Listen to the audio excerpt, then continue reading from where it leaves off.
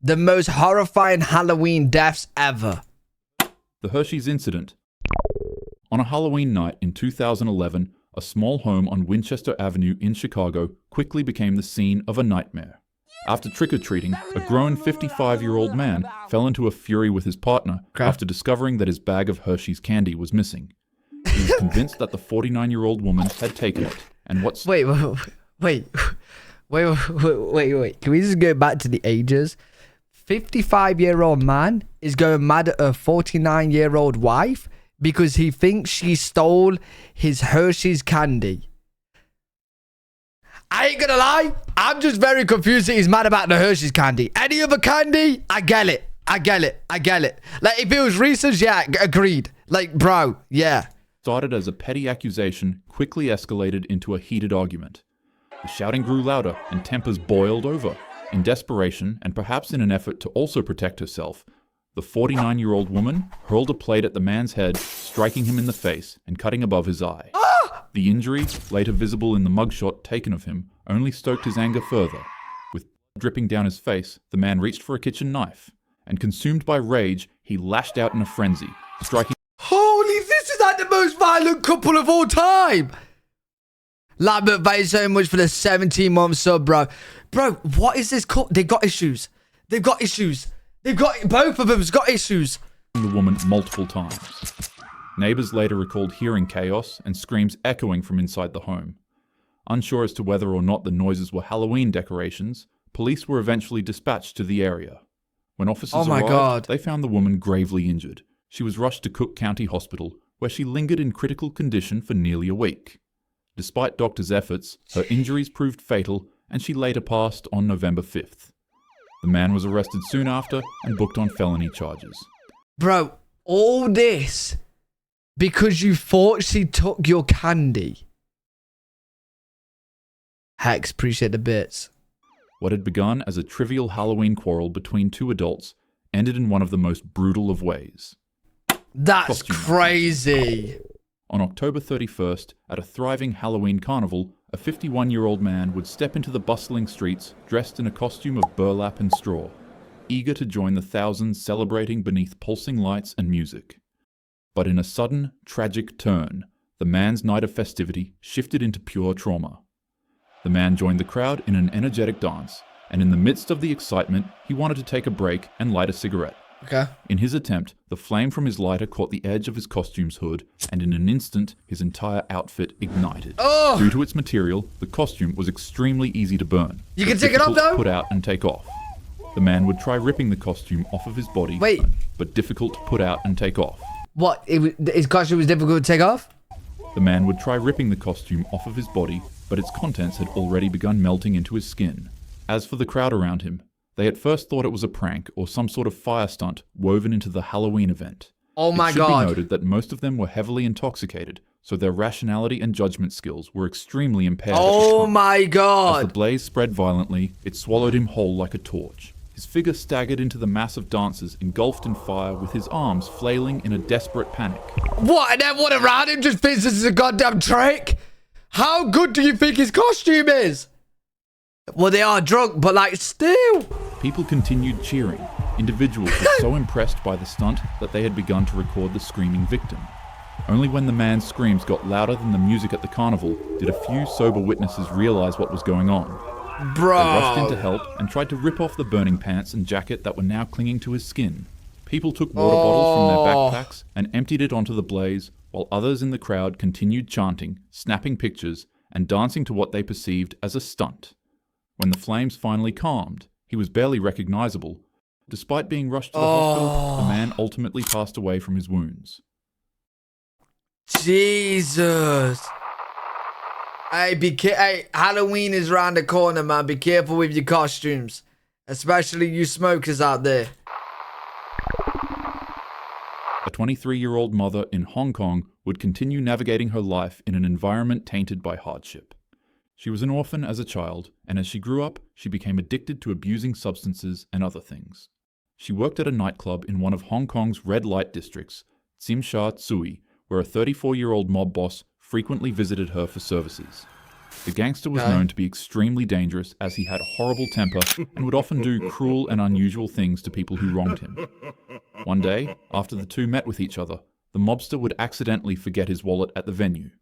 Upon seeing that it contained 4,000 Hong Kong dollars, the woman would secretly steal it to help her own financial situation for herself and her son. Uh-oh. The mob boss found out. Why would you rob or steal the wallet of a mob boss?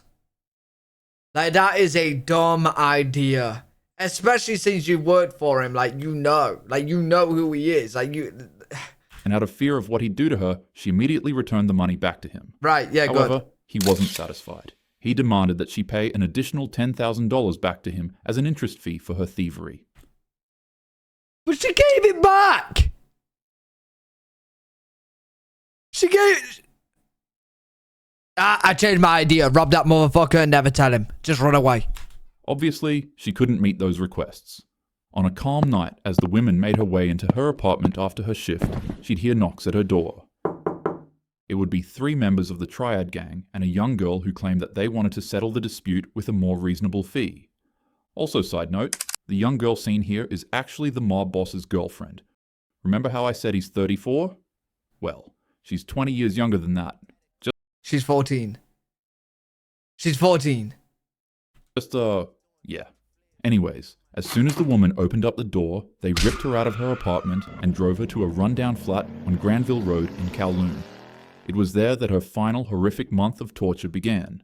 Her captors beat her with pipes, suspended her in the air with wires, burned her with wax and plastic, and rubbed peppery spices into her wounds.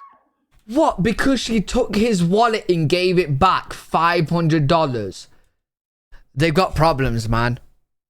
Listen, if there's any mobsters out there listening to me right now, I think you guys are doing great. You guys are doing great. I'm rooting for you. Yeah, you go mob, dude. Each day blurred into the next. It was I don't want to be cycle of taken. torment designed not only to punish her, but to strip away at her humanity. Neighbors heard nothing beyond the walls, but within them, suffering was routine.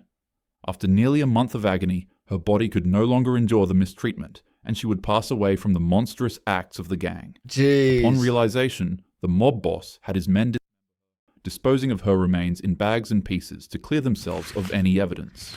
However, in a grotesque and cruel twist, the boss would have her skull boiled clean, polished and preserved, and then stitched into his girlfriend's Hello Kitty plush. Actually, I don't really feel comfortable considering her his girlfriend. I mean, the man's quite literally old enough to be her father. But nonetheless, night after night, the young girl would be faced with the doll as she lived with the mob boss, and he kept it in the flat they were living in. She wouldn't be able to escape the sight of the toy, and as time went on, it began haunting her. Yo, chat, I'm a little bit confused with this story right here. Right, listen, call me, like, I am Detective Lou, yeah?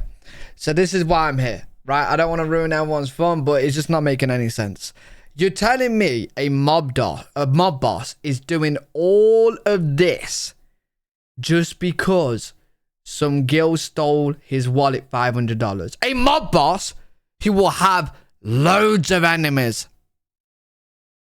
Loads. Now, I understand him doing all this for like another rival gang or someone who does something more wrong, but someone that just picked up his wallet for $500? What, to keep the skull and everything around? I don't think, yeah, maybe beat her up or maybe like rough her up and that, but I don't know, like sending a message? Yeah, but the message is very extreme for how little it is. It's about she stole it. Yeah, but I'm sure loads of people has done him wrong. She'd start seeing hallucinations and apparitions of the woman's ghost. The spirit would follow Now her he's every fucking day, up his weeping girlfriend. dreadfully. It'd stand by the corner of her bed, staring at her every night, and if the girl ever fell asleep, it'd show up in her dreams as well, and turn them into nightmares. In her words, she said that it kept haunting her while What? demanding justice. It got so bad that the girl developed insomnia, and for weeks, she'd barely eat or sleep. Eventually, she broke. This She is ran to a crazy. nearby This is department, true. and reports from the Kowloon police station say that she turned up at the building shaking violently. As mentioned from witnesses, rather than her saying that she has a crime she needs to confess, the first words that left her mouth were something around the lines of, "I keep seeing her.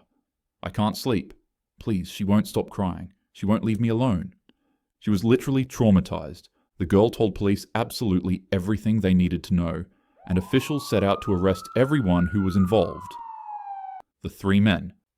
Actually, they don't really deserve to be called that.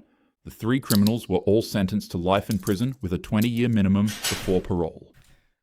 Right, bro. Yo. Bro. Nah. You're a mob boss and you just been sent away. You got done over a $500 robbery. Hey, listen, you are not a good mob boss. You are not a good. That's more like fucking neighborhood estate gang boss leader. The young girl was placed in protective custody, and after the trial, it was noted that she was seeing the ghost less. However, she'd still go on to experience nightmares and auditory hallucinations of the woman weeping. The last thing that was heard of her before she was relocated with an identity change was that she was being given psychological treatment and correctional therapy. Mad. These aren't just horror stories, they're real events. And they're all so wrong, in so many ways. Halloween is meant to be scary in a fun manner, not in a cruel and dangerous one. To ensure that happens, make sure to group up, stay close to your friends, drink responsibly, and always check your candy twice. Take care of yourself and keep your loved ones safe. Yo, after all those stories, chat, even though they were shocking, I actually still think the one I was more blown away about was the two couples that was fighting and trying to kill each other. Just a normal couple. Well, not normal. That was far from normal. But just a couple. The man thought the woman stole his candy. She threw a plate at his head. He stabbed her to death. Bro, that is actually wild. Because that just sounds like a normal couple just gone wrong. Like, bro, what? Like, the mob boss was bad anyway. The guy that got burnt, that was a complete accident, but mad.